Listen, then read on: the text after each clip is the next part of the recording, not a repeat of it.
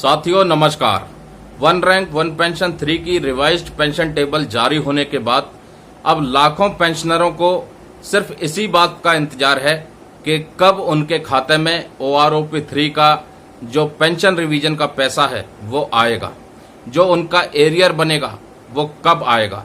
तो दोस्तों आज की इस वीडियो में आपको पता चलेगा कि आपको वन रैंक वन पेंशन 3 का जो भी पैसा बनेगा एरियर का और बढ़ी हुई पेंशन का लाभ वो कब आएगा। तो चैनल पे अगर नए हैं सब्सक्राइब जरूर कर लें और अगर ज्वाइन नहीं किया है तो ज्वाइन बटन का इस्तेमाल करके इस चैनल को ज्वाइन जरूर करें।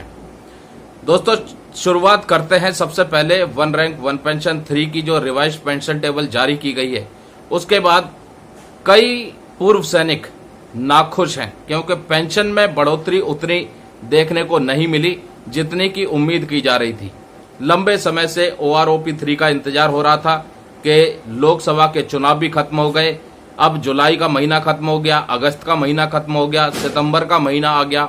आखिरकार सितंबर में रिवाइज्ड पेंशन टेबल जारी कर दी गई, लेकिन जारी होने के बाद खुशी कम निराशा ज्यादा आ रही है क्योंकि पेंशन में उतनी बढ़ोतरी नहीं है और कहीं न कहीं बहुत सी विसंगतियां इस पेंशन टेबल में दिखाई दी हैं, इस नई OROP 3 की पॉलिसी में दिखाई दी हैं। सबसे ज्यादा निराशा उन पूर्व सैनिकों को है जो प्री मैच्योर डिस्चार्ज आए थे या ऑन रिक्वेस्ट पर आए थे, उनको OROP के जो दायरे में रखा ही नहीं गया, यानी OROP 3 का बेनिफिट उनके लिए नहीं है।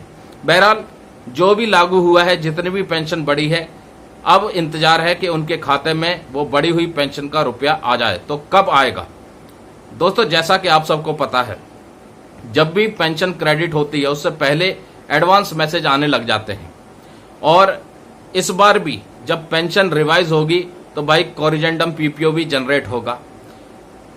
कोरिजेंडम PPO क्यों जनरेट होगा? क्योंकि आपकी पेंशन में बदलाव हुआ है, अब आपकी पेंशन बढ़ेगी। अब देखो, जब आप रिटायर आए थे और मान लीजिए आपने कम्यूटेशन उस वक्त नहीं हुआ, आपका कम्यूटेशन स्वीकार नहीं हुआ उस वक्त जिस वक्त आपका PPO जनरेट हो गया, तो उस समय तो आपका PPO जनरेट हुआ, उसके बाद आपका कम्यूटेशन स्वीकार कर लिया गया और कम्यूटेशन का पैसा भी उसमें जोड़ दिया गया, तो दोबारा से फ्रेश कोरिजेंडम PPO जनरेट हुआ।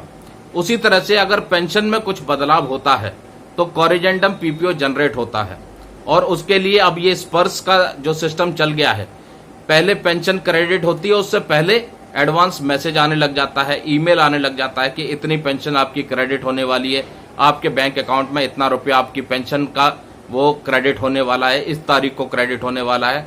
मैसेज भी आता है और ईमेल भी आता है। तो उसी तरह से वन रैंक वन पेंशन 3 का जो रिवाइज्ड पेंशन है उसका भुगतान होगा, उससे पहले आपके पास एरियर का या जो भी लमसम अमाउंट का या जो भी एक साथ जुड़ेगी पेंशन के साथ तो उसका भी मैसेज आ जाएगा। कोरिजेंडम PPO अगर जनरेट होगा तो उसका भी मैसेज आ जाएगा स्पर्श की तरफ से। अब चूंकि PCDA की तरफ से भी सर्कुलर जारी कर दिया गया है और ऐसी उम्मीद की जा रही है कि हो सकता है कि सितंबर महीने की पेंशन में जो रिवाइज्ड OROP 3 की पेंशन है वो जुड़ करके आ जाए और बाकी जो बचा हुआ पैसा है जुलाई और अगस्त महीने का, उसका एरियर का पैसा अलग से भुगतान हो। उम्मीद है कि सितंबर महीने में ही OROP 3 का लाभ पेंशन में जुड़ करके आ जाए, आपके खाते में वो पैसा क्रेडिट हो जाए। अगर सितंबर महीने में क्रेडिट नहीं हुआ तो निश्चित तौर पर अक्टूबर के महीने में तो आएगा ही आएगा, लेकिन बहुत ज्यादा चांस है कि सितंबर महीने में ही PCDA हरकत में आ जाएगा और जल्द से जल्द स्पर्श की तरफ से आपको बढ़ी हुई पेंशन का मैसेज भी देखने को मिलेगा।